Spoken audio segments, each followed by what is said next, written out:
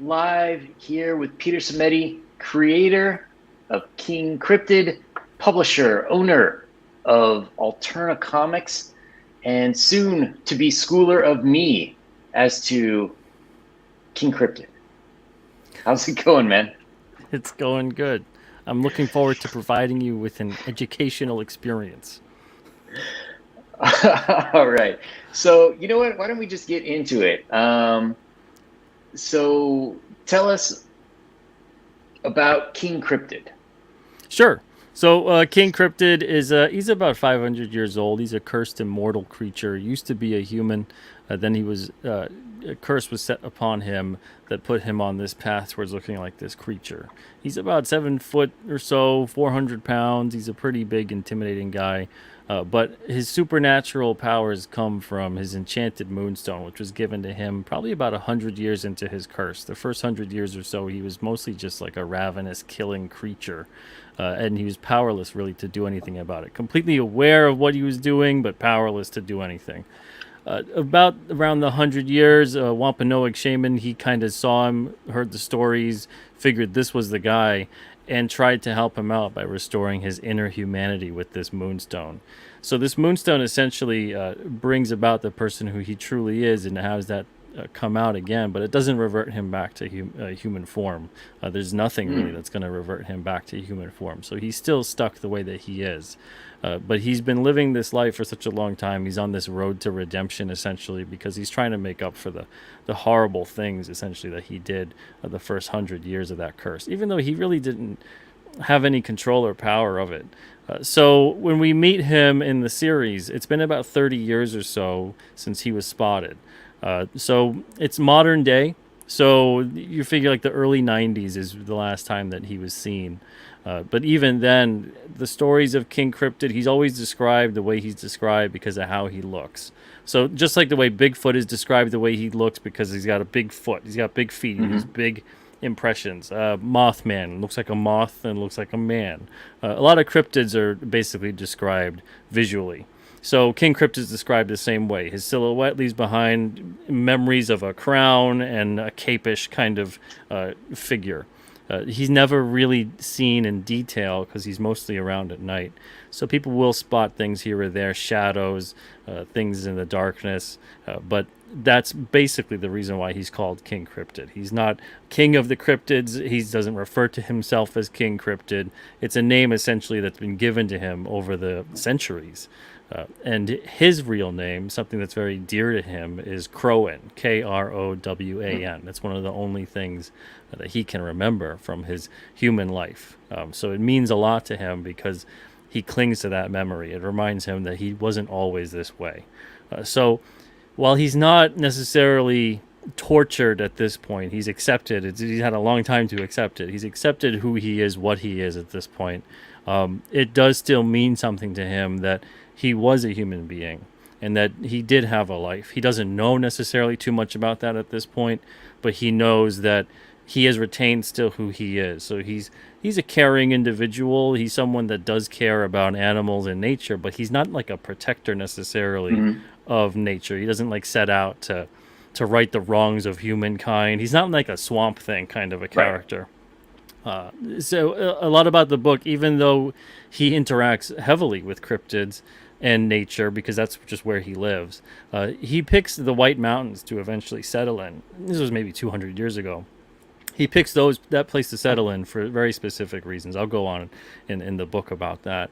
But so he's been living in the White Mountains of New Hampshire for quite some time. When all of a sudden uh, danger comes to his doorstep, essentially. So in his neck of the woods, stuff starts to go bad. And the reason for that is because of the same thing that lured him to New Hampshire has also lured a lot of other unseemly kind of things. Secret societies as well, shadowy Hmm. government groups, all kinds of stuff that's taking place in the area as we find out more about what's occurring with these characters and these creatures. The first creature he meets that's not a cryptid that he's necessarily already familiar with, because he is familiar with several. But the first one he meets that he doesn't really ever notice until now is the behemoth. And the behemoth escapes on his way being brought up to Massachusetts, well, from Massachusetts to New Hampshire. So he escapes his transport and King Cryptid helps him out. Now, Behemoth is kind of rattled. He's not an actual legendary type cryptid. He's a genetic experiment. So he's a human being that went in to kind of get some help. And basically what happens is that they screwed him over. So they turned him into this monster, this thing. So when King Cryptid meets him, Behemoth has no idea. He thinks everything is out to hurt him. He's scared. And that's when we first see him, is that he sees King Cryptid, figures this is an imposing character as well. He must be out to hurt him too. And he tries to attack him and get him before he gets killed by King Cryptid, because that's what he believes. So we discover that there's a merc, a bounty hunter in a way. He's a cryptid hunter hired by this organization to get Behemoth back. The character's name is Victor Lugo. And all this happens in issue 1.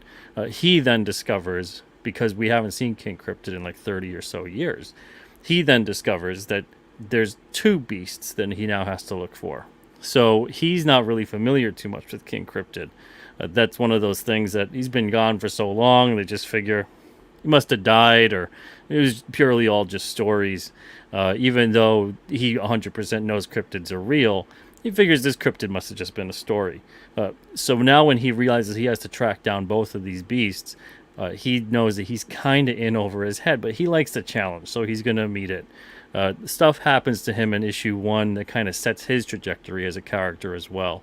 He's not entirely really a villain in terms of like he's just out to do evil. He's trying to just do a job, but it eventually becomes personal for him. So we see his character arc transform over the bunch of issues that we have in store. But he becomes a villain that we see more and more of. Behemoth, he isn't really a villain either, but he kind of does things that make you think, well, he's not like the nicest of creatures, but he's scared, he's lashing out, he's acting in a way to try to protect himself. There's a couple characters in the King Cryptid universe that are like that, but there's also a few that are just outright evil and really enjoy it. Issue 2, we meet the Granite Beast. Issue 3 is a flashback. And then issue 4, we meet Brug, the swamp monster. And Brug is probably the closest thing to evil that we have. But he's that ancient kind of evil. That's not necessarily evil because he's motivated by something, like he wants to attain something, so he'll use evil means to do so. It's more kind of evil in the way of the universe just requires good and evil, essentially, to maintain balance. And he just so happens to be on the side of evil and destructive forces and death and all that kind of stuff. But we meet that character in issue 4. So every single issue does tackle a different character for the most part. We'll see some return and things like that. But yeah, I just wanted to make sure that we didn't go down the path of, he's like Lord of the Cryptids and commands them in some kind of Aquaman fashion. He doesn't hold any kind of of fealty over anybody in terms of having them do his bidding. In fact, he actually makes several points to try with other cryptids to clear up certain things, because they'll hear about his reputation or his name, and he'll actually go to great lengths to let them know, like, no, like there is no such thing as better than or less than. We're all equal, and he's not better than whatever. And that a name is just a name, and it's given to you, and something with a name can mean something to you, and something with a name can be meaningless and nothing. So there's all these kinds of different philosophical elements throughout the series of King Cryptid as well. Wow, that's a lot of stuff that happens, especially in that first issue there. Oh yeah. I want to make sure that it sets up a lot of what's to come. If anyone is aware of like cryptid mythos about like the Mothman, you're aware of that he's kind of seen as like this harbinger of doom, or like someone that brings a warning, or maybe even causes bad things to occur. I wanted it to kick off with a Mothman genetic experiment derived from his genes, of course, to kind of be the same thing, that in a way, not a direct way, but in an indirect way, it's kind of like a wink nod for those people that are aware of the Mothman stories and the Mothman prophecies and that kind of stuff. Basically, this issue kicks that kind of thing off, because it's telling King Cryptid essentially there's a storm coming. So with the cryptids, you mentioned so King Cryptid himself was a man. Uh, the keep wanting to call him Mothra. The moth guy is a man, or was a Yeah, man that was Behemoth experimented was on. Behemoth, was sorry. a human as well, but he can't revert back. What's done to him is done. He's been mutated essentially. So, is it in this world? Is there sort of like a dichotomy between like traditional classic um, cryptids, and then like now all of a sudden there's an influx of new Yeah, man-made there's gonna cryptids? be a couple legendary cryptids that feel like these are the nouveau riche in a way. There's Hmm. gonna be a couple legendary cryptids that were born that way, or established even that way. Because there's actually three hierarchies of cryptids within the series.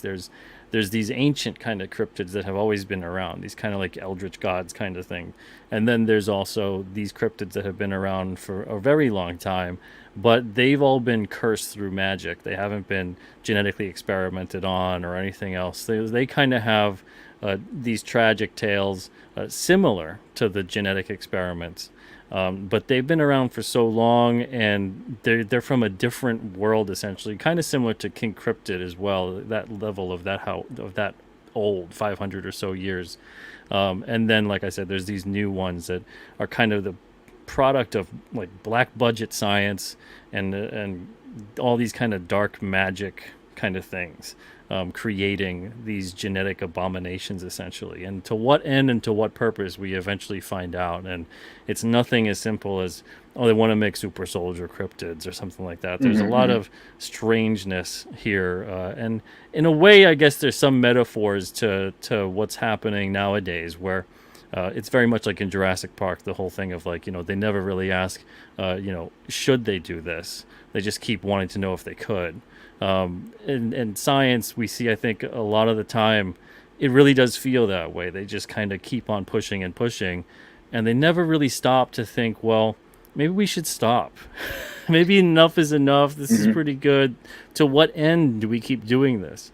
And so some of those questions are posed throughout the series of King Cryptid, but it's an episodic style format of a series. So even though there's all these kinds of different themes that overarch and link up issues here and there, it's not like every single thing is a interconnected in like a one of six or one of 12, or we see a lot of that kind of storytelling in comics nowadays, that kind of Yeah. decompressed storytelling. So this is more about an episodic style that is more similar to, I guess, like, and I've said it before, it's more similar to like Thundercats or like Batman the Animated Series. Hmm. It feels more like this like a Saturday morning cartoon in terms of the way the story is told. Or you could see an episode that's completely out of order from the previous one and still enjoy the story being told because it's a separate story. Things don't necessarily hinge upon having to have this required knowledge of a previous issue, but when there is that instance that arises, we'll put an editor's note in there so someone can learn more about a plot point or a character or whatever it may be, and they can reference a past issue. But we'll get there eventually. Right now, it's the first four issues. And so, speaking of that, I think I heard you say once that this is a series that you could do for the rest of your life. Oh yeah, yeah, I'm 100% going to, as long as the readers are there for it, and as long as I can always find very talented people to work on it for the art. I'll continue to make these books. I got easily enough issues for the next 5 to 6 years, doing 4 to 5 issues a year. Oh, wow. They're all mapped out, and then I've got in terms of story ideas and fleshing out things a little bit more. I've got at least like 60 or so, and then in terms of just having an idea here and there or coming up with a character or whatever, there's over 100 if I really kind of sit down and write it out. So yeah, I'm definitely going to be doing 25 this years. for a very long time. Yeah. Wow. So, with this campaign, we get the first four issues. So then, would it be in the future? Are you still thinking of doing it like one campaign a year with 4 or 5 issues, or are you? Is it going to like go into the Alterna quarterly campaigns? Well, what happens is that when these are campaigns that are being done to essentially be King Cryptid campaigns specifically, Hmm. so readers can get their stuff first. They can get King Cryptid related merchandise if they want. We have all other kinds of things like the trading card sets, and we're going to have that continuing as well. So once the issues are done and the backers have them, then it'll be integrated into the alternative pre-order campaigns for Oh. those that missed out. So similar to what happened with like Mighty Mascots, and now what's Hmm. happening with the Blood Realm books that Rob just had finished crowdfunding, we're going to have issues work their way into the alternate campaign. So issue 1 of King Cryptid will probably be on like the fall campaign of 2023. So it's a ways away. I want to make sure the backers have all their stuff first, and every year, probably around May or June or so, it'll be a King Cryptid campaign for another 4 to 5 issues. Wow, that's impressive. And so, you mentioned the art team. You have 4 different artists for the 4 issues you have now. Um, is every issue going to have a different artist, or are you like, this is my crew, we're going to keep rotating every 4, or? No, I've got 3 other artists already lined up for 4 issues for next year, and I might bring back one of the guys of the 4 issues of this year. I just got to work out their schedule with them. It works out nice to be able to play up to the strengths of the artists too, having a certain story in mind, and then I can just rotate it out if I need to, if a certain artist is busy. And that's also what's nice about the episodic style of telling the stories too, and just finding a way then to work out a different issue into the mix, instead of having this lineup that's very rigid and has to have certain people and they have to be contracted and they have to just work on this. And so it makes it very flexible for the artists, and it keeps the story kind of flexible too, and it keeps me on my toes and keeps me interested in finding a way to rework some of the issues if I ever need to. So we'll always have different issues, different artists on each issue, but we'll definitely be bringing back people who the readers enjoy, who I enjoyed working with. All 4 of these guys, I loved working with them. It was some of the best experience I ever had in comics. So I want to bring all 4 of these guys back: Christian Rossi, Nick Hunter, Alex Jovich, and Keir Covington. And then in the future, if we do have like a 3-parter or something like that here or there, it'll be the same artist on the 3-parter. I think that would be kind of strange to have a 3-parter or a 2-parter or whatever it is, and mix up the artists. But as far as the episodic style of each issue goes, it'll play up to the strengths of that artist. So for issue 1, Christian has kind of a good grasp on horror. His style has a bit of an edge to it and kind of a mystery. So he got an issue that was more about that. Issue 2, Nick Hunter has a great command of line work. His black and white work is fantastic. So the issue is a black and white issue and plays up to his strengths as an artist on that level. It takes place on the night of a new moon. It's mostly inside of a cave that only has one light source. So he's fantastic with doing that. So we have that kind of an issue for him. Alex Jovich, he's great with expressions, and he draws kids perfect. Some artists really can't draw kids. They end up drawing kids and they look like tiny adults. I wanted to make sure I got an artist for this flashback issue with these kids that could draw kids, because it would be very strange to have an artist in there that really couldn't, and meanwhile a perfectly fine artist like Alex Jovich is sitting around. He can draw a beautiful issue, get the kids done, and make them actually look like kids, and have the expressiveness there, and the animation, the animated style, and all of that type of stuff. Yeah, right there. And put him on that issue. So again, it's playing up to his strength. It's not really asking these artists to go outside their comfort zone too much, because once you start doing that, you got to make sure you have a really great artist for that kind of a thing. And then you start kind of, especially in this scenario, it doesn't make too much sense to really get an artist and play him out of position. It makes way more sense to get the right artist for the right story. And then on issue 4, we got Keir Covington with Christian Rossi on colors. And Christian's doing a great job having these kind of old school flats on these colors, really make the art pop with Keir's terrific line work. So Keir's kind of doing this issue here is mostly about Brugge in the swamp and things like that, but he's got a really great, just old school line quality to his work. It's very classic comics. It kind of reminds me like a little bit of McFarlane Hulk era with like a little bit of early Art Adams. and combine the two and make Keir Covington essentially. So Keir does a really great job with this issue. But yeah, it's about finding, for me anyway, it's about finding the right players for the position. It'd be strange, like if you wanted to have a championship team, you wouldn't exactly start playing everybody out of position and expect to win the game. So it's this kind of a thing too. To have this winning lineup, we need to make sure we got the right artist on the right book. Yeah, I'm really curious to see how these flats look back on newsprint. It's been so long since I've seen a new book. I've got all these classics, but sometimes I wonder, like, oh, well, how much is this paper yellowing versus, what I remember it looking like originally? Yeah. I mean, this is going to be the newsprint issue I think we've ever done at Alterna. I really want to make sure that this issue, the colors pop. It's going to look like it's straight out of 1987, 1988. I think these guys are doing a great job. I seriously, I can't wait to work with them in the future on more. But for next year, I believe Jeff Elkins, Frankie B. Washington. I might talk to Keir again. We're going to have different stories, of course. We're going to have one about a White Mountain Yeti.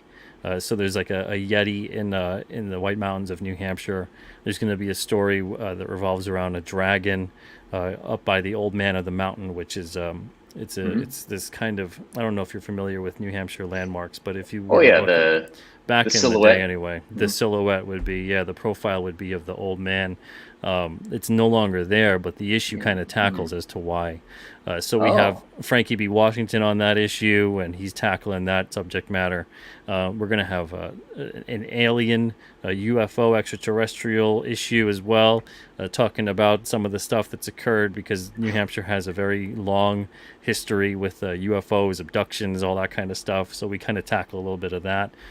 Every issue is going to have something different with the paranormal and the supernatural. So it's going to be a lot of fun. So with the change in artists, do you have a bit of a change in tone of the issues too? Like you were mentioning Batman, the animated series, they would go from an episode about how sad Mr. Freeze is, that his wife, is going to die and he's got to steal money to save her. And then the next episode would be like 20 minutes of Joker setting up Batman to hit him in the face with a pie. Yeah, there's going to be sometimes, I wouldn't necessarily say that it's a tonal shift. It's always going to feel like the same story is being told. Like, for instance, issue 3 is all ages. Most of the series is going to be appropriate for 12, 13 and up. But the issue 3 there is going to be great for kids who want to get into it. But it's not necessarily a kiddie issue. There's still conflict. There's still suspense. There's kids involved in the issue, but it's not something that we're shying away from certain kinds of subjects depending upon what's occurring. We don't get into strong language in the series. There's not going to be anything like excessive gore. There's a lot of action and there's a lot of mystery and suspense, but there isn't anything that would be straight out horror and things like that. So in terms of each issue shifting in the intensity of the subject matter, that's definitely going to happen. But it's always going to be told in a way that tonally feels the same throughout the series. So it just depends upon what that subject matter is, but we can always maintain some kind of truth to it and being objective with how the story's being told. So then essentially it's like you say, like a late 80s Marvel or DC book. Yeah, I mean, that's the stuff that we used to consider and everyone used to consider as being all ages. And, nowadays it feels like the all ages books. It doesn't feel like it for most cases, it's outright there. They're not really for all ages. They're specifically just for kids. And sometimes it seems like they're for kids that don't even really know how to read yet. The subject matter and the situation and the character development, it's so juvenile that it doesn't look at all like a book from the 80s or something that would have been considered. It's not like movies, I guess, too, and TV shows. The subject matter and the themes present, there's nothing to them. But our books at Alterna are not like that. So when they're for all ages, an adult can enjoy them as well. And most adults do, especially if they have kids, they'll enjoy the issue with their kids. But same thing with King Cryptid. We're going to have a series that kids can definitely read. I think if you're a parent, even if it's a 10-year-old that wants to read King Cryptid, I think you're going to pretty much feel comfortable with them reading King Cryptid. So I'm looking forward to seeing a lot of parents enjoy it with their kids, but I'm looking forward to seeing some of the kids out there that get into the character, and maybe this becomes kind of a fun new character and a new world for them, and who knows, maybe it'll be for them the way X-Men and Spider-Man was for me when I was growing up. Do you think this is a book that we, probably not this year, but maybe in future years, we might see in the Alternaween collections? Oh yeah, yeah, definitely. Probably, maybe around 2024 or 2025, something like that. Yeah. This does seem like the right book for Halloween. Oh yeah, yeah. I mean, kids love monsters. They love. I loved monsters. I loved supernatural, paranormal stuff my whole life. It kind of went hand in hand with comics to me. Anything that was sci-fi, horror, mystery, I loved all that kind of stuff. So I think kids always love that kind of stuff. I don't know any Oh, kids, honestly, that don't love monsters or things like that. Even if they're scared of them, they still kind of are interested in them. oh yeah. And no matter what town you go into, like there's always that one house that's haunted. If you go into these woods, there's always some kind of a creature in there. Yeah, yeah. Anything that gets the imagination going, I think that kind of fascinates all of us as people. It kind of is one of the commonalities that we all share. It's something to in this world where everything is trying to be explained with science all the time. I think it's still great to see that there's so many things that are unknown, and there's so many things that you just have to have some degree of faith in, and thinking that, yeah, you know what, that is possible. It could happen. And not just every single thing trying to explain it away. But then if you do try to come up with the science for it, and investigate it, and take it down that road, I find that oftentimes those kind of investigators start opening up even more doors, and they have even more questions to ask, and it becomes a even more interesting process. So it's great to see people that are really into the unknown. I've always been into the unknown, and things like that. So I'm tackling some of that with this series, but I hope people enjoy it. I hope they get a kick out of it. Uh, so, out of curiosity, the last book that you wrote, I believe, was The Chair. So what made you say I'm coming out of retirement to do this now? Well, I guess I made the chair before Alterna had distribution, and it was kind of like kickstarting off Alterna, I guess, in a way, with something of my own. And I made that after I felt comfortable enough to do so. I was making comics and helping out making comics for about 3 years or so at that point, and figured I'll make one of my own stories, and try to set it up in a certain way, and maybe tell a story that kind of seems like something that would be in like a Twilight Zone episode or something like that. So that's kind of how I went about telling the story of the chair. But then once we got picked up for distribution, and it became more about being a publisher than a creator, Mhm. I sidelined a lot of different ideas, and over the years I've seen other creators come out with them, which is, it's been fine. I mean, I'm not really someone that likes to regret a lot of situations, because whatever I was doing at the time, I had to do. If I had the time or the inclination to not do that and then do something else and make books only or whatever it is, I would have done that. So right now, it's the perfect time for me to do this again, because we're not in distribution anymore. We left the distributors about 2 years ago. And leaving them has kind of opened up a lot of different, not necessarily not free time, but it's opened up a lot of pathways for me to be able to do something like this, because we have campaigns now that go direct to the reader. We sell just really direct to the reader and the retailer.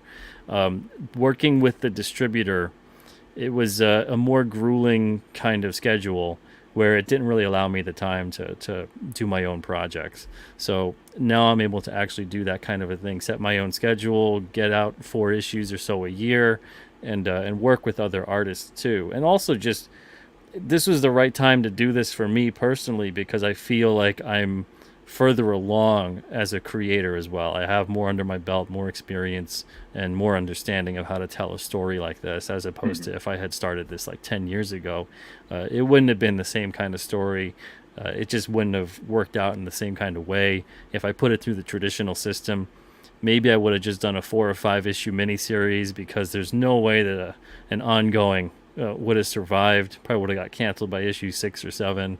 The whole system is not set up to basically nurture a series when you want to tell a really long length of a series in an episodic style format. I think we kind of see a lot of that nowadays with the comic industry, where it feels like the subject matter of a lot of issues is very, it's not evergreen anymore. It's very topical. And the reason being, combined with the variants and everything else and a lot of the gimmicks used to try to sell books, we see very, very few books that just feel like they're that old school level of book where they're just telling a story about the adventures of a character or a team of characters. There's a lot more stuff that just feels like almost like the equivalent of a newspaper in comic book format, where everything's ripped from the headlines in some kind of a way. It feels like a parody or a satire. Telling an old school comic story, or any old school story, in a way where you're just telling the story with these characters in this world, and here's the plot and here's the conflict. It seems like such an antiquated idea, even though those are honestly the only kind of ideas that ever stand the test of time. So I think there's a lot to be said for what's occurring in the comic industry now, but business-wise, that's how the industry is now set up. When they left newsstand and everything became pre-order based, it became all about making sure that the retailer and the reader had something to look forward to in the next wave of the story. But then they started to actually sort of bite themselves in the ass with that, because now you're kind of giving away what occurs as you try to sell the issue that's out now. So for those who don't know, usually it's like you do a 2-month in advance solicitation. If you've got a monthly book that's not episodic in nature, so it's not just the story is the story and then the next issue is a totally different story with the same kind of characters, but you have a story that sets up something dramatic, you're going to sort of be dancing around spoilers every single time, because by the time you get to the 3rd or 4th issue in that sequential order, you're going to find that you're probably giving away what occurred 2 or 3 issues before. So the reader is going to now have to avoid knowing what's going to happen in it to not get things spoiled, which is also going to then hurt your sales, because less readers are going to find out about what it is that you're actually doing in the book. So it just turns into this big, huge mess. When comics were more, and just like TV shows, when they were more episodic, it turned into something where you could just tune in, you enjoyed the characters, the setup, and you wanted to know, well, what were they doing this time around? What was happening in this issue, or for TV, what was happening this week? But now it's turned into, we're seeing a lot of long-form storytelling. And that's good and bad, but I would love to see more of that short-form, episodic-style stuff again, because I feel like with a show and with a comic book series, the two are so very similar with their sequential formats, or the serialized formats, that you end up being able to forgive some of the bad episodes and the bad issues, because overall you're enjoying it for the most part. So unless the characters start betraying themselves and start not behaving like the characters you've known, you can kind of forgive an issue that's not the greatest or whatever it is, because the next one's a new adventure, it's a chance to start over, let's see what's going to happen now. But nowadays, when it's this bigger story, when you can kind of see it's not really going to be the greatest story, or it's taking so long to get there, you're just like, I don't really want to read the rest of this. So, and then maybe the payoff is worth it. But there's a lot of times where you think, and all you got to do is experience one miniseries or larger series, heaven forbid, with the way the big companies like to do humongous crossovers. So for a whole year, you're getting like 80 or 90 issues. And goodness, that's like $500 or so that you've put into this. And if there's no real payoff, and it's kind of cheapened, because they don't want to kill off a certain character or make a certain character something different, or progress the story, or betray the status quo, you now have a story that just went kind of completely in a circle, and then they reboot the whole universe. So it's every single time they do all this stuff, it just shows, well, these stories don't really matter, these characters don't really matter. But back when we used to have episodic style storytelling, you could have this organic world building. You could introduce characters. If anything, if you didn't introduce characters all the time, your story was kind of dead. So you would always be thinking of new characters to introduce, new stories to tell, new angles to tell a story, and you would have these different and unique setups because of the fact that you had all of these characters interacting. And many of the times you made it interesting because of the fact that the characters would not be the same on the same wavelength with how they approach the situation. So you'd have characters that were heroes butting heads. You'd have these villains that were sometimes maybe similar to the hero, but they were doing villainous type things. So you'd have a lot of these existential kind of questions being asked in a very subtle kind of a way, and it would keep situations feeling fresh. It would keep interactions unique and fun and original. But now it feels like, well, it's this forced introducing of a character. It's this forced way of telling this kind of a story. It feels like there's a lot of things that are just set up because they can't tell a story in that kind of way, because comics just aren't the way that they used to be in telling that story. So it's kind of broken down the entire system in a way, and has really made it just, at least to me, utterly apparent that it's just people creating these things. And I know it sounds maybe silly to think of it like that, because obviously there's people creating these stories.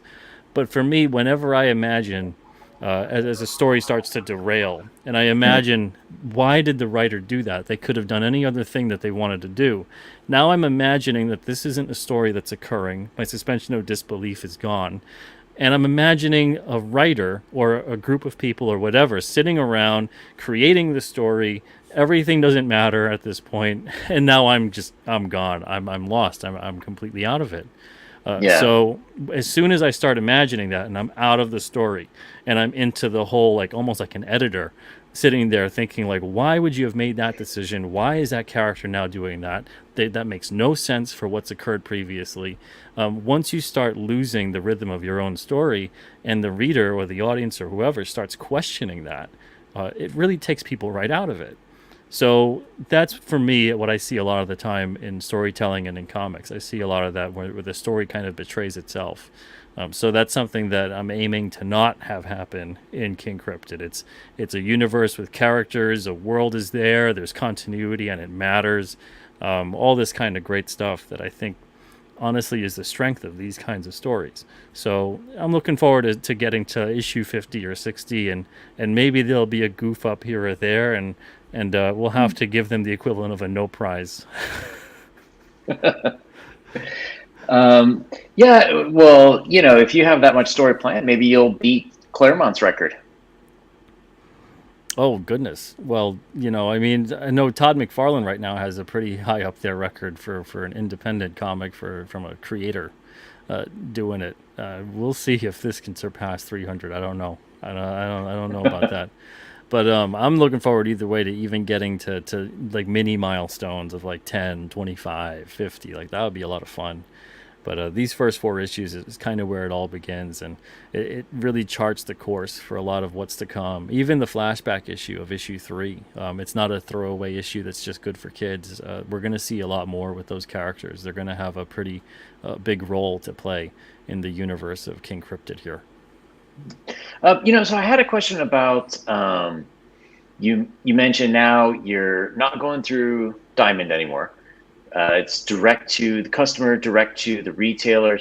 And you started this system of, I think it pretty much replaced the Alterna subscription system with quarterly campaigns. And so one thing I was thinking about, the way that you use, it came out on a Wednesday. So back before, when you were with Diamond, it came out on a Wednesday, was kind of a mix between short stories that seem to advertise for future series. Like for example, you had the one for Gods and Gears in there. It was like a 10, 12-page story. Others are just like fun vignettes, somewhere between like 2 and 5 pages. So I'm kind of curious, with the way that you're selling now quarterly, do you find that people are responding to more series than they normally would, or is it sort of still there that like, well, I want series X, but I'm going to back the whole campaign and that's it? It's kind of the same. Honestly, it's actually a little bit better compared to what the subscription system was like. Mm-hmm. Especially because at the time with the subscription system, we were going through Diamond still. So we actually have a lot more people that are ordering from us direct and getting the comics direct from us than we're honestly even really getting them combined from us and the comic shop at the time. Especially most comic shop sales, it's like 50 to 60% of what gets ordered. So if I'm taking those numbers that get sold to the reader, so if I'm taking those numbers into account, we actually are getting more books into the hands of people than previously before combining direct sales and diamond distribution system.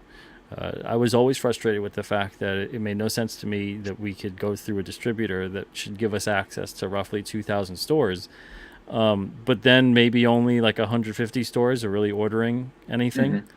And that's kind of the way for, I'd say, maybe 80% of the market, that about maybe 15 to 20% of the books are getting into around, 80% of the stores. I'm sorry, I got that reversed. That about 15 to 20% of the stores are getting about 80% of the books. But then you get a lot of these stores that just get from like the top 2 or 3 or 4 publishers and don't ever get anything from anybody else. So that becomes kind of frustrating as an independent, where you're going, it doesn't really matter then how good the book is. Doesn't really matter what your social media is like. Doesn't matter your promotion. Doesn't matter even if you have customers. There was so many times where customers would literally go to a store and they just didn't want to order the books. The stores just did flat out not want to order the books. They would. I was even personally told, Alterna, they're not in Diamond anymore. And this was like 5 years ago. This was not 2 years ago when we had left. This was about 5 years ago when we were still very much in Diamond. The newsprint lineup was coming out. It came out in May 2017. And I went to a local shop by me, and I was basically trying to get them to order Alterna, asking them if they had carried any of their stuff before, because they've got these new books coming out. I didn't let them know I was a publisher or anything like that. And because usually that kind of thing, it starts to turn into, oh, well, you're just trying to sell me on some. So to hear that when they had said, oh, well, they're not really with Diamond anymore. They're not with them. They left a while ago. I said, oh, well, that's news to me, because I'm the publisher. And I never seen a face get so red. So, I've had a lot of people that are readers right now, and they got them direct from us because they couldn't get them from their shop. They tried to all do the right thing. We all tried to do the right thing, which was essentially, in the comic industry, is to direct the customer to the comic shop. You want to support the local comic shops and keep that thriving and all of that. I found out quickly that while I loved a lot of comic shops did not love me back. So it was one of those things where it just felt like, why am I begging to give these guys 62% of what we're making? I might as well just sell them direct. And even if we lost 2/3 of our readership, which we didn't at all, but even if we lost 2/3 of the readership, we'd make the same amount of money. And we didn't lose 2/3 of the readership. We actually have, in some titles, a larger readership. But every single one of them maintained about 80% of their readers going direct, as opposed to selling books to the comic shop. The whole reason we even started selling direct was because it was so frustrating with Diamond and their reorder system, and then the comic shops were trying to get information to them. It was like pulling teeth, and it was a very degrading experience most of the time. You just kind of felt like a worthless little person out there just trying to make comics, and you're like, can you please put the comic on the shelf? That would be great. Please. Well, one thing I really like about the quarterly thing is I'm getting introduced to more books that I passed on before because they didn't seem like something I'd be interested in, like you get Throttle. Yeah, you get more of a chance to get to know them. Yeah. Yeah, I thought that was more, by the art. I thought it was more aimed at young kids. And then, I read it and it's like, geez. Oh, it's just the art style. It's like a Bruce Timm-esque art style with a more adultish story. So, that, and I kind of forgot about Mighty Mascots. And then, that started coming with it. And it's like, oh, yeah, I got to go back and read those. So to me, it's very interesting because even with it came out on a Wednesday, Like I don't think I ever would have gotten into Gods and Gears if it wasn't for that story in there. Yeah, yeah. You There's a know, lot of great so stuff with these campaigns too. I love the fact that we're able to offer the back issues that are pertinent with the books that are currently new on the campaign. That's something mhm. that I wanted to do with Diamond, where I was thinking. I told them even we had so many brand managers over the year. We had like 10 to 12 brand managers over the same amount of years, which shows you the turnaround Yeah. over at Diamond. But you know, and they can't keep a brand manager for more than a year. It's bad. So I would tell them, I was like, can we get a line item that lists, you know, this is issue 3 that's out. Can we get a line item that lists 2 and 1? Because we still have copies here. And I've noticed Mhm. that we haven't been getting the reorders. And I want the retailers and the readers to be able to still get these books. And they didn't want to do that. Mm. So there'd be times where we would sell out on day 1. And most of the books would sell out on day 1 at Diamond. And there'd be 300 to 400 orders, especially if it was a number 1. And I would talk to a brand manager, and I'm like, we've got 500 to 800 total reorders here of issues across the board for the new releases of today. Could we get a purchase order? You know, we got books ready to go, because I'd always overprint, and that wasn't a possibility. They would say, well, Mm. it's an automated system. You know, we'll get you the purchase order when it hits a certain mark. And I'm like, it's past that mark. It's way past that mark. The mark that we have it set at is at 20. It's at 300 on some of these issues. And we have 20 set for overall 20 issues in total. When they accumulate as reorders, we're supposed to get a purchase order, and that would never happen. And if you send the books without getting that purchase order, they throw them out and they fine you $150. So Wow. yeah, I did that once, and that was great. That was great. That was like insult, you know, adding insult to injury. Um, so that whole system, just I felt completely at odds with it, and thought, well, you know, I know they don't necessarily approve of selling direct. They always try to tell you it's going to cannibalize your sales through Diamond, which is going to lower the chance that you could reach the sales benchmark, and you know, kind of tread at your own risk. But I thought we have no other choice, so that's why we started Mhm. selling direct. And it was first with the Etsy shop, and then the Etsy shop became obsolete for what we needed to do, and then we went to our own shop, and now we still have that. But everything on there is in stock, and now everything through Indiegogo is a pre-order. So the whole system now with Indiegogo coming along and kind of having add-ons and all these other great things, we can really kind of make the most out of it. And the backers seem to have a lot of fun with it too. So this system has been way better for everybody involved, and it's enabled me to do this. I couldn't make King Cryptid right now if it wasn't for the way everything kind of worked out. So everything happens for a reason. Just got to keep doing it. Nice. All right, so I've got a quick cryptid lightning round. Sure. So question number 1, what is the coolest cryptid power or ability? Either real or For in your universe. Oh, okay. I guess we'll stick to my universe then. All right. Um, I think maybe the coolest one. I think the coolest thing that King Cryptid has, he doesn't tend to use it too much, but he uses it when he needs to. His cape has transmutative properties. So when he touches certain things, whether it's a stone or a tree or whatever, his cape can take on the property of that substance, but still Oh, cool. maintain the flexibility of it's kind of like a leathery bat wing kind of a consistency. So when he touches like a granite stone, let's say, and wants camouflage or protection, he can kind of cover himself up and it would look like a stone, but he can still move it and have it malleable. So that's kind of a cool thing, I think. That's pretty cool. All right, number 2, if you, Peter Simeti, were a cryptid, what cryptid would be your arch nemesis? Oh boy.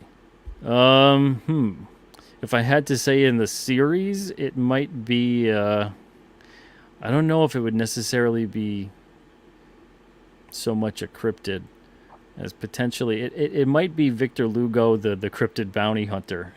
but but as far as a cryptid goes, if we have to just stick to that, um, I guess I could give it away a little bit. It might be this creature that's going to be around. We'll probably introduce it around like issue 14 or so. So this isn't for years to come. which I guess works out because every one of these interviews I like to drop a hint of what's to come. So around like issue 14, issue 15, there's going to be a cryptid creature called Talionis. And Talionis is basically this creature that it's gouged its own eyes out. It Wow. is a creature that is bent on revenge because of what was done to it. And it was a cryptid. It wasn't like a man and then turned or a woman and turned into a cryptid. It was a cryptid that was genetically experimented upon.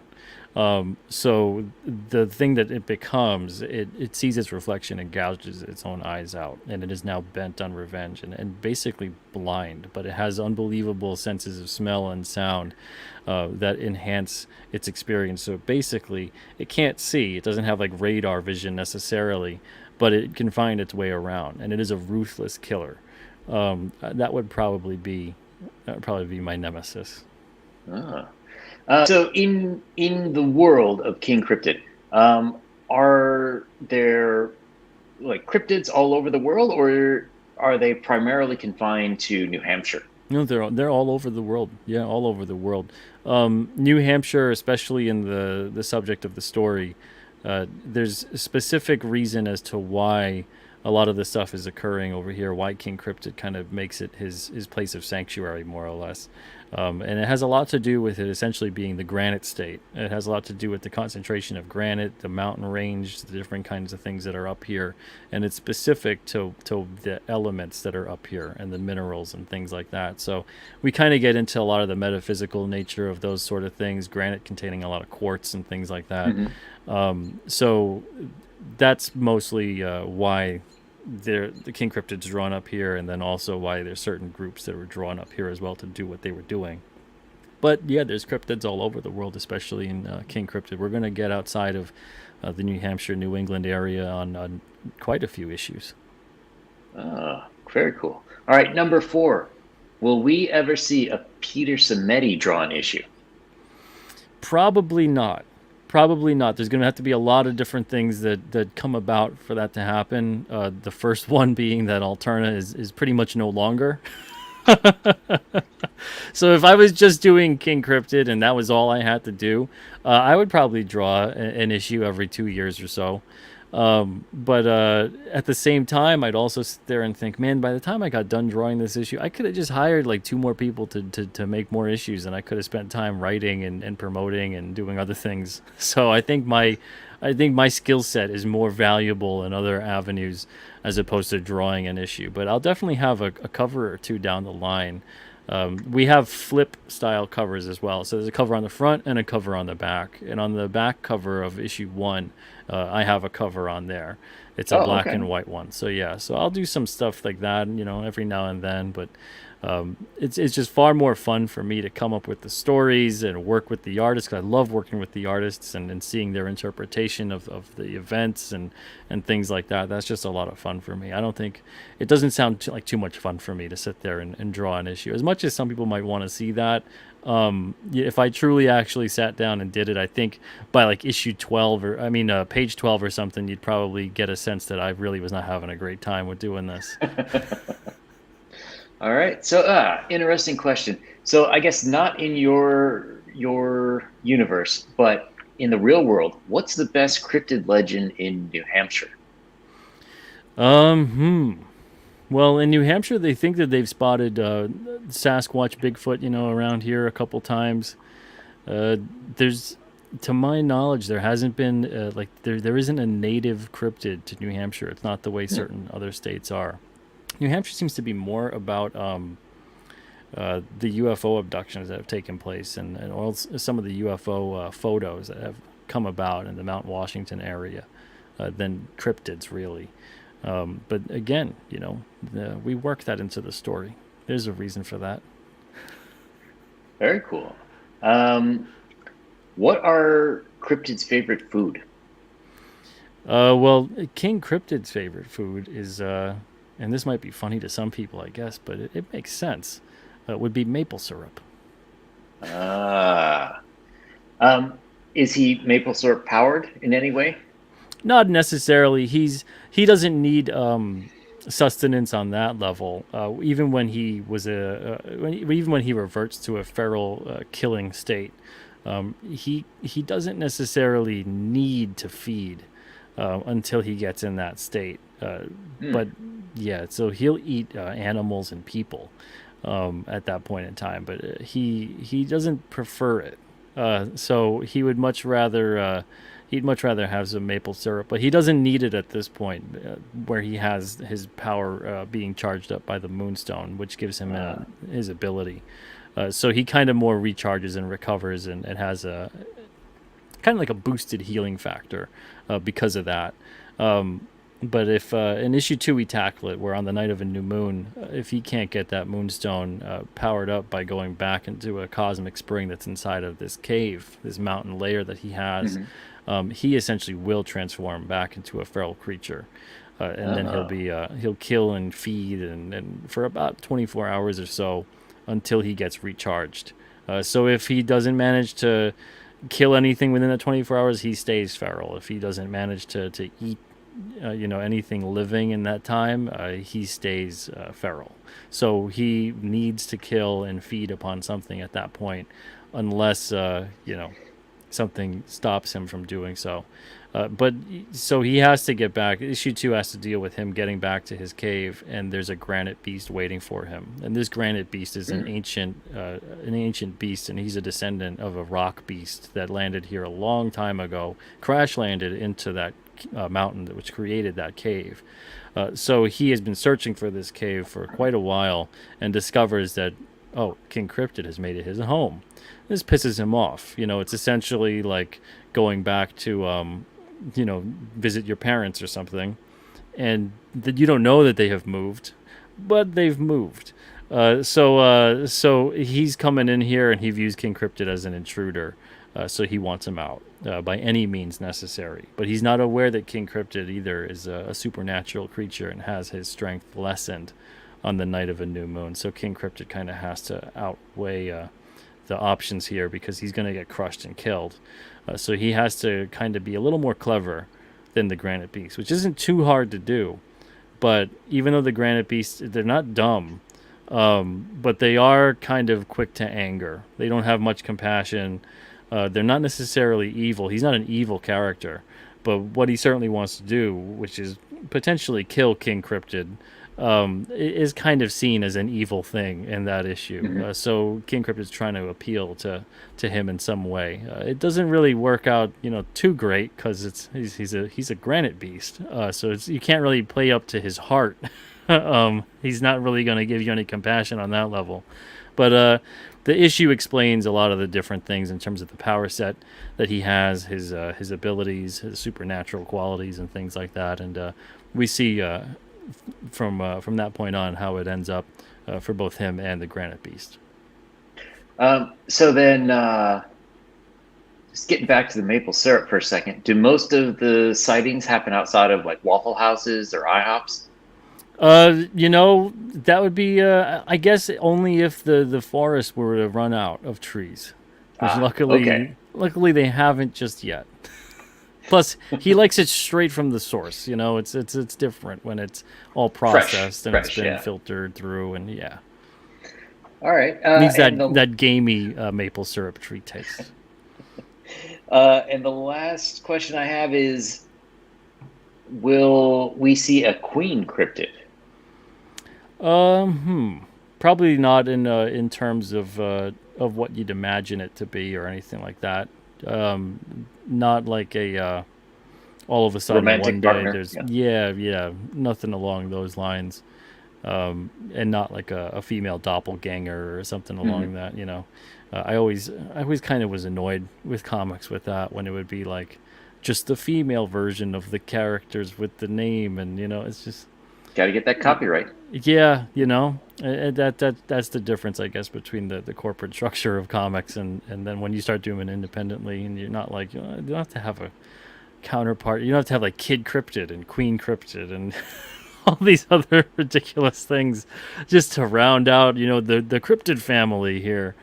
We're not going to have anything really like that, but there will be, of course, female cryptids and things like that, and as far as like a love interest for King Cryptid, I mean, that's one of those. It's going to be a constant, like, Will they, won't they? But they probably won't at all, because that just doesn't make any sense, kind of thing going on with him and a couple other characters towards as the series builds. But it's never going to be this, overt romantic relationship or anything like that. It's not going to have like a Beauty and the Beast kind of level of this gothic romance that's occurring. All right. So 8 days left on the campaign. Um, you've still got a bunch of tiers that are open. I think the only ones that are closed are the advertisements. Yeah, we have one more ad available, which is the Oh, inside front cover to issue 4, and that's $75. Everything else with the ads is sold out, so we'll see how long excellent. that one lasts. All right. Well, Peter Simeti, I want to thank you for coming on. Thank you for relieving me of my ignorance as to the. Well, it's funny that you say that too, because of the fact that if you scroll down and you see the second preview page to issue 3, we address that within that issue, and it's very similar to kind of what you were saying. Uh, the 4 kids, we got Eric, Linda, Ernie, and Eric's Mhm. younger brother Jeff. And Jeff is a wise ass, and he doesn't believe in any of this kind of stuff, and thinks his friends and his older brother are crazy. So he's like, the King Cryptid name is kind of dumb. He's like, does he rule over a bunch of Bigfoots or something? And so they explain to him, Ernie goes, it's because of how he looks. And then Linda says, yeah, he's got the silhouette of a crown and a cape. And Eric goes, maybe he is some kind of king of the cryptids, but that doesn't really matter. He likes him because he's a hero. And then they start talking about the different stories they've heard of King Cryptid. Linda talks about the silhouette again, and Mhm. Ernie talks about a story that he heard that he might be some old Indian chief that was turned into a creature. And then of course Jeff is at the bottom there just laughing his ass off because he thinks they all sound ridiculous. So yeah, we kind of address that sort of stuff in the issues as well, and in a tongue-in-cheek kind of a way. But Jeff is I love that kind of character. I love that kind of character that is the foil for his friends. I think growing up, we all kind of have a friend that's like that. That kind of just is the shit talker, and kind of gives everybody a hard time, but you're still friends at the end of the day. So I love having a character like that in this issue, especially where they're all a bunch of kids, and they're all out trying to find King Cryptid or some evidence thereof within the White Mountain Forest that they live by. And they think that this night is particularly special because it's the 23rd anniversary of the Betty and Barney Hill UFO abduction. They live in that region, Lincoln, New Hampshire, and they think that there's something Ah, magical to this night. So they go out September 19th, and they think maybe they'll see something, even if it's not King Cryptid. Maybe they'll see something. So they do the thing where they say, I'm sleeping over your house, you're sleeping over my house, all that kind of stuff. They tell their parents all these kind of lies that kids always do, mhm. and they try to go out and just have fun for a few hours and try to see something. But what happens in this issue goes on to change all of their lives for forever. So it's a fun issue, but it also is a very important and momentous issue in terms of setting the pace for a lot of different plot lines. And we're going to stick with these characters for quite some time, both as kids and as adults. So we'll see them grow up. Awesome. All right. Oh, and so the Alterna Spring campaign has fulfilled, right? Or it's Well, going it's into it's fulfillment still now. in demand, but it's going into Oh, still in fulfillment. demand. Okay. Yeah, books are arriving next week, and the summer campaign is launching on the 21st. So you guys can go Awesome. sign up for that, and make sure you do so, because if you back the campaign at a physical perk level, you get an Alterna foil Mr. Crypt card. So make sure to go do that. Oh, very cool. All right. Well, Pete, thank you very much. Everyone, go check out the campaign for King Cryptid, issues 1 through 4. How many? That's like 88 pages, or Yeah, roughly. about I 100? guess. Yeah, it's about 88, because it's about 22 to 24 pages of story Mhm. per. And then we have some fun stuff in there, like a cryptid sightings fan art page, and then we have a mail to the king page where people write in, and King Cryptid responds to the letters. So we'll have some fun stuff in the issues. We're just trying to have as much fun with these things as we possibly can. Bring back a little bit of that to comic books. All right. So a lot of book for pretty reasonable price. check out King Cryptid on Indiegogo. 8 more days left. Thanks a lot for stopping by, and hopefully we'll see you again before too long. Yeah, absolutely. Thanks for having me. All right, good night, everyone.